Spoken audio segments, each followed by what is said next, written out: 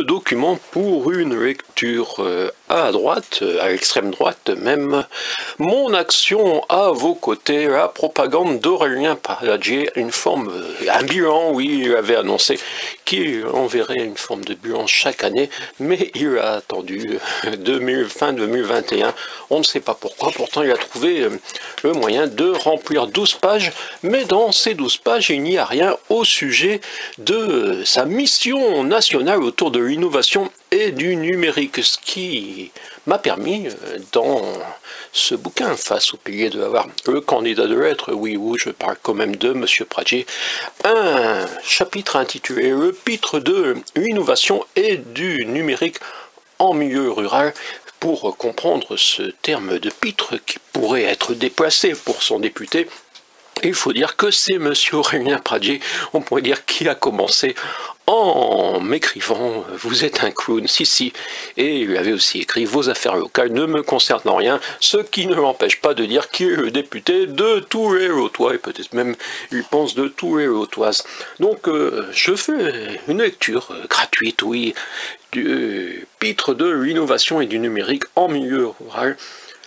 Aurélien Pradier tweetait le 17 mai 2018 « Je viens d'être désigné par le Premier ministre pour mener une mission nationale autour de l'innovation et du numérique en milieu rural. Cette nomination est une chance pour notre ruralité et pour le Lot.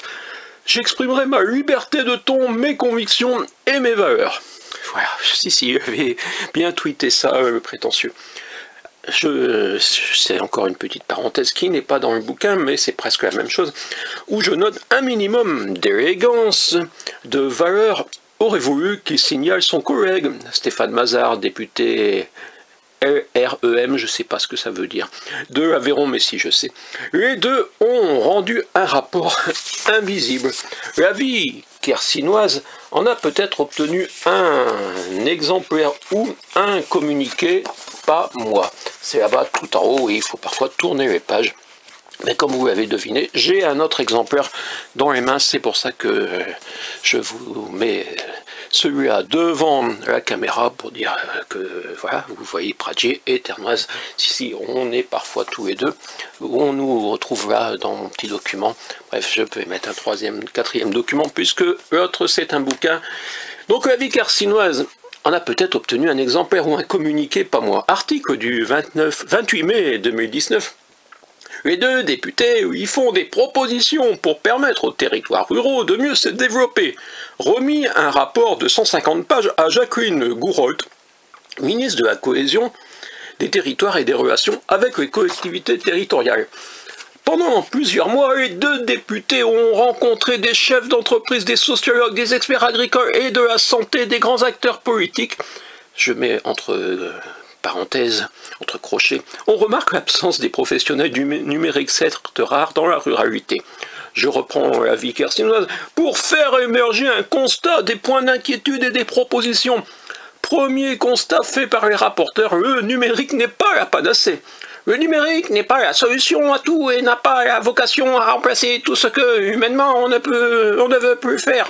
Le tout numérique est dangereux, il peut apporter à certaines personnes, mais aussi en éloigner d'autres des services publics. Le député du Lot rappelle qu'une partie de la population n'a pas accès au numérique. Aurélien Pradier rappelle qu'avec Stéphane Mazard, il croit en l'avenir de la ruralité, ce qui n'était pas le sujet véritablement de la demande.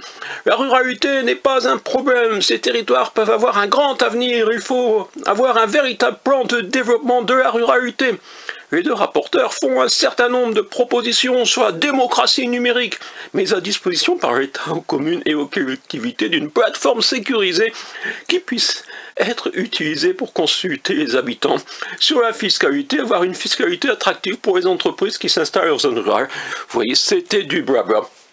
Et après, donc, je commente, mon commentaire est ici en bas.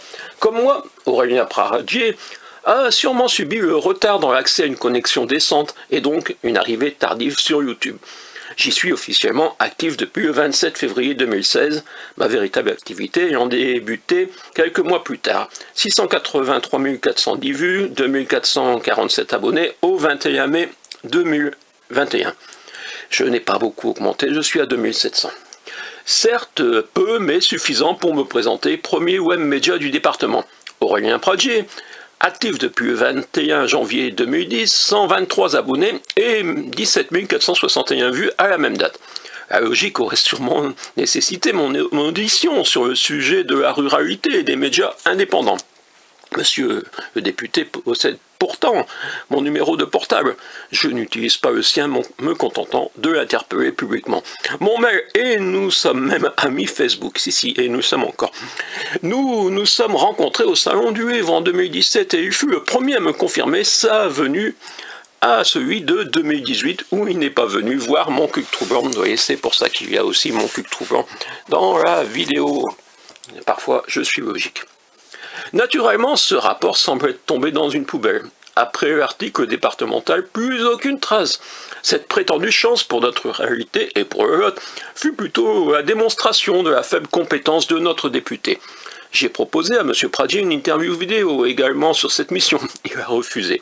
Ce qui témoigne au moins d'un certain mépris pour ce support, étant le seul Lotois à avoir développé une chaîne YouTube d'audience certes restreinte mais reconnue.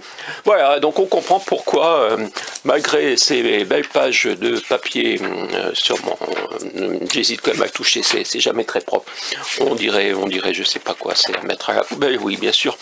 Mais je le conserve quand même, vous voyez, parce que parfois on s'aperçoit que malgré tout, M. Pradier, qui essaye de se mettre en valeur un peu sur tout, et sur certains points, il a tellement gaffé qu'il n'y arrive pas. D'ailleurs, il ne parle même pas du Salon du Livre de Montluc en Cubé dans son Aurélien Pradier, député de tout et au toit.